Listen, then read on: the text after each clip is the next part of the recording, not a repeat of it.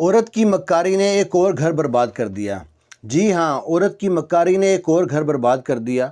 واقعہ کچھ یوں پیش آتا ہے کہ شادی حال میدان جنگ بن جاتا ہے۔ دلہن والے دلہا کو مار رہے ہیں اور دلہا والے دلہن والے کو مار رہے ہیں۔ پولیس کو آنا پڑتا ہے، بچ بچا کرانا پڑنے کا۔ ہوتا کچھ ہوا ہے کہ جب دو بہنیں تھیں، دونوں کی شادی کے دن رکھے گئے۔ جب ان کی منگنی ہوتی ہے 4-5 ماہ پہلے، جب بھی لڑکی کے اور اس کے جو ہونے والے دونوں کے منگیتروں کے آپس میں فون نمبر تبدیل ہو جاتے ہیں۔ ابھی وہ شادی نہیں ہوتی، ان کی منگنی ہوتی ہے۔ فون پہ گھنٹوں گھنٹوں بات کرتے ہیں، اس کی پسند ناپسند، کہاں جاتی ہے، کیسے دوست ہیں، کیا کھاتی ہے، کس طرح کپڑے پسند ہیں، شادی کے بعد کہاں جائیں گے، ہنی مون کیسے منائیں گے، سارے بلاد ایسی باتیں جو صرف میاں بیوی کر سکتے ہیں، وہ ساری باتیں وہ شادی سے پہلے کر چکے ہوتے ہیں۔ اب شادی کا دن رکھے ہیں، برات آتی ہے پہلے بڑی بہن کی، دو بہنوں کی شادی تھی برات آتی ہے پہلے بڑی بہن کی، اور برات جناب اچھے سے کھانا کھاتا ہے، نکاح وغیرہ ہوتا ہے، رخصت ہو جاتی ہے۔ دونوں میں ٹائم میں فرق رکھا تھا۔ اس کے بعد ٹائم تھا چھوٹی بہن کی برات کا۔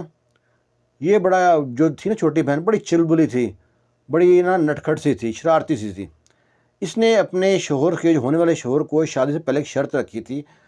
تو لڑکا کہتا ہے میں کوئی ڈرتا ہوں، دیکھنا میں سب کے سامنے کروں گا وہ۔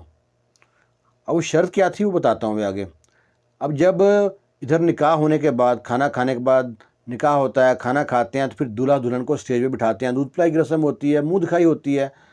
تو وہاں پہ دلہا دلہن اکٹھے بیٹھے ہیں صوفے پہ۔ تھوڑی دیر بعد ہی دلہا ایک حرکت ایسی کرتا ہے کہ جس کے سب کے منہ کھلے کھلے رہ جاتے ہیں۔ دلہا دلہن کو پکڑتا ہے اور اس کو بوسہ کرتا ہے، یعنی اس کو کس کرتا ہے۔ اب وہاں پہ جو بوڑھے بڑے پیچھے بیٹھے ہیں وہ کہتے ہیں دلہن کے بھائیوں سے، تم لوگ بغیرت ہو گئے ہو، اتنے ہی آزاد خیال ہو، اب یہ سہاگرات سامنے کہیں بنا لے، کہیں تم نے چوڑیاں پہنی ہو تو منع کیوں نہیں کیا اس کو؟ لو یہ دلہا کا جو بھائی تھا وہ بھی آگے آ گیا، دلہن کا بھائی بھی آ گیا، تکرار ہو گئی آپس میں۔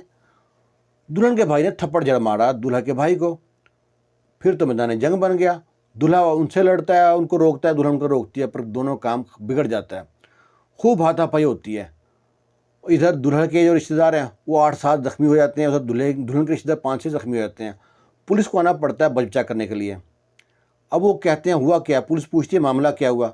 وہ کہتے ہیں کہ یہ اتنا بغیرت ہمارا دلہا ہے، ہمارے رشتے میں تو پتہ ہی لگا تھا، ہمارے نصیب پھوٹ گئے، اس نے ہماری بیٹی کو ہمارے سامنے سب کے سامنے اسٹیج پہ کس کر لیا ہے۔ اب وہ دلہا کہتا ہے نہیں جی میری اکیلی غلطی نہیں ہے، ہماری شرط لگی تھی، لڑکی نے کہا تھا شادی کے وقت تم جناب مجھ کو اگر یہ ایسے کرو مان جاؤں گی۔ اب وہ جناب لڑکی وہاں پاؤں پہ پانی نہیں ڈالنے دیتی، کہتی میں نے تو کہا ہی نہیں تھا، یہ اپنے پاس سے کر رہا ہے۔ لڑکی جناب اپنا گھر برباد کر لیا۔ اب جو لڑکے کے رشتہ دار تھے، ماں باپ سب، بہن بھائی سب کہتے ہیں بھی طلاق دو۔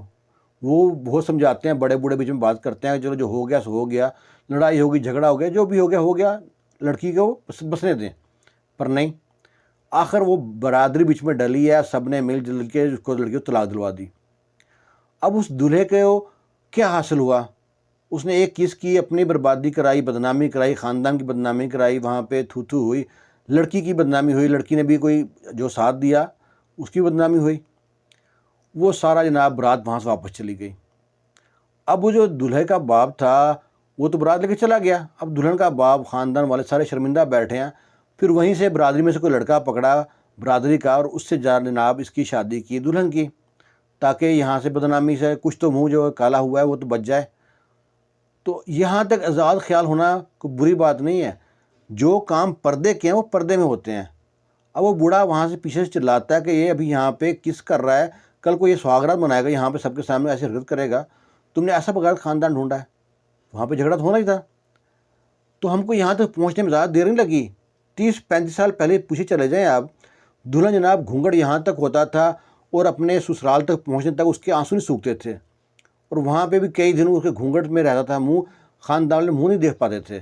اور آج کل دلہن جناب ناچتی گاتی ہوئی اسٹیج پہ پہنچتی ہے کسی انڈین گانے پہ، اور وہاں پہ تھوڑی دیر بعد جب فوٹو شوٹ والے آ جاتے ہیں وہ کہتے ہیں دلہن ایسے ہاتھ پہ ہاتھ ڈالیں، کندھے پہ ہاتھ رکھیں، دلہا نیچے بیٹھ جائے، دلہن اوپر بیٹھ جائے، ایسے کریں، اس طرح کریں، فوٹو کھینچیں۔